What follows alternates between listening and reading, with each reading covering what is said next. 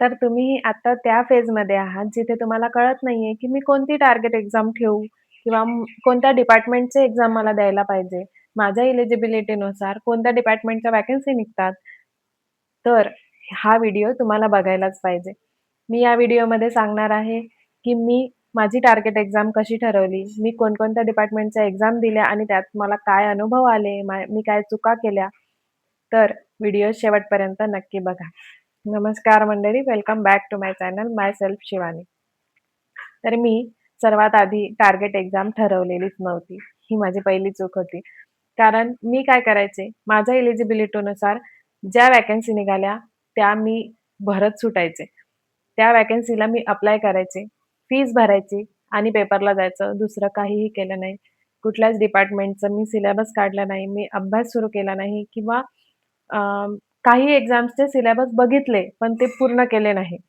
वर-वर बघितलं, वर-वर अभ्यास केला आणि पेपरला गेलं. यात काय झालं? फक्त माझा खर्च झाला. एक्झाम फॉर्म भरायला फीस भरावी लागते, तो खर्च झाला. एक्झामला जायला, सेंटरला जायला खर्च लागतो, तो खर्च झाला. प्लस माझी प्रायव्हेट जॉब सुरू होती, त्यावेळेस सुट्टी पडायची, ते जायचं. असं सगळा माझा लॉस होत गेला आणि मला त्या एक्झाममधून काहीही मिळालं नाही. शेवटी रिझल्ट आला फेल किंवा काही एक्झाम काही मार्क्सने गेल्यात. तर मला तेव्हा नव्हतं कळत, की सिलेबस कुठून काढायचा, कसा अभ्यास करायचा आणि त्यामुळे मला अ, तेव्हा नाही कळालं, की मी कोणती टार्गेट एक्झाम ठरवायला पाहिजे. तर सुरुवातीला मी कोणकोणते एक्झाम दिले, तर मी पोस्ट ऑफिसची एक्झाम दिली. जी एक्झाम आता होत नाही. आता 10च्या मार्क्सवरून पोस्टाची डायरेक्ट भरती होते. त्यावेळेस मी जेव्हा दिली होती, तेव्हा ती एक्झाम व्हायची. पोस्टाचे रिझल्टच यायचे नाही. हे एक झालं होतं तेव्हा. पुन्हा मी स्टाफ सिलेक्शनचे एक्झाम दिले. त्याचे पण रिझल्ट आले नाही.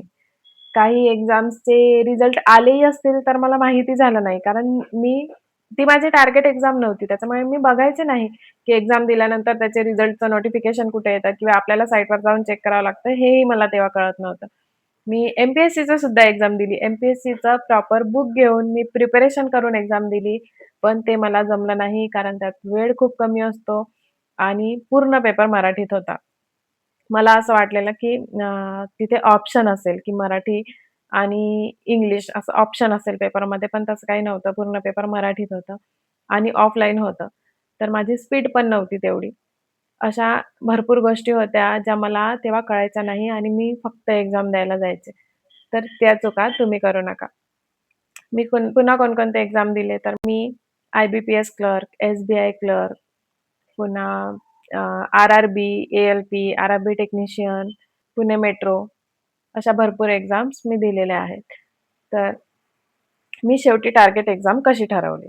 गव्हर्नमेंट जॉबसाठी प्रिपेअर करत नव्हती. मी महाराष्ट्र सी-ई-टीसाठी अभ्यास करत होते.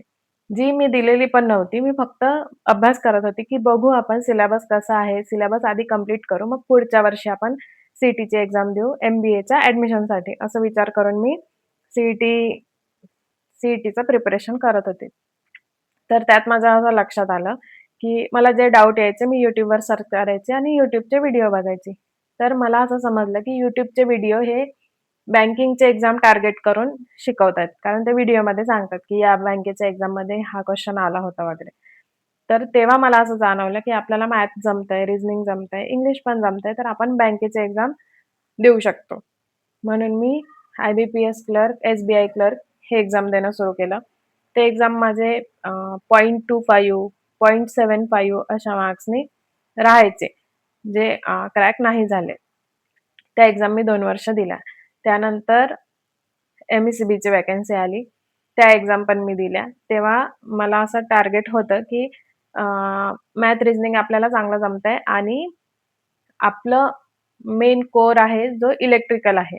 तर इलेक्ट्रिकल फील्डचा आपल्याला थोडा अभ्यास करावा लागेल आणि हे मला जमणार आहे. तर तुम्ही असे टार्गेट एक्झाम ठरवू शकता. तुमचं एज्युकेशन नक्की कशात झालंय आणि जे तुमचं कोर आहे, तुम्हाला ते परफेक्ट जमतंय, ते आधी बघायचं आणि त्यासोबत नॉन टेक म्हणजे मॅथ आणि रिझनिंग हे करायचं आणि त्यानंतर या सिलेबसनुसार जे काही व्हॅकन्सी निघतात ते ठरवायचे. ही माझी स्ट्रॅटेजी होती. कारण कोणतेही फॉर्म भरले ज्याचं आपल्याला काहीही माहीत नाही. जसं एम-पी-एस-सीचं मी सांगते, जेव्हा मी पेपर दिलं होतं, मला त्यातलं काही नॉलेज नाहीये. मला हिस्ट्री, जिओग्राफी नाही येत किंवा करंट अफेअर्स, जनरल अवेअरनेस या गोष्टी मी तेवढं अभ्यास करत नाही किंवा मला त्यातलं नॉलेज नाहीये. तर मी त्या एक्झाम्स नाही देऊ शकत. आपल्याला काय जमतं त्याच्यावरून तुम्ही एक्झाम ठरवू शकता. तर अशा प्रकारे मी माझी टार्गेट एक्झाम ठरवली आणि त्यानंतर माझे पैसे वेस्ट गेले नाही, कारण मी त्या एक्झाम्स क्रॅक केल्या. तर तुम्ही टार्गेट एक्झाम ठरवा, त्याला अप्लाय करा, त्याचा प्रॉपर सिलेबस काढा.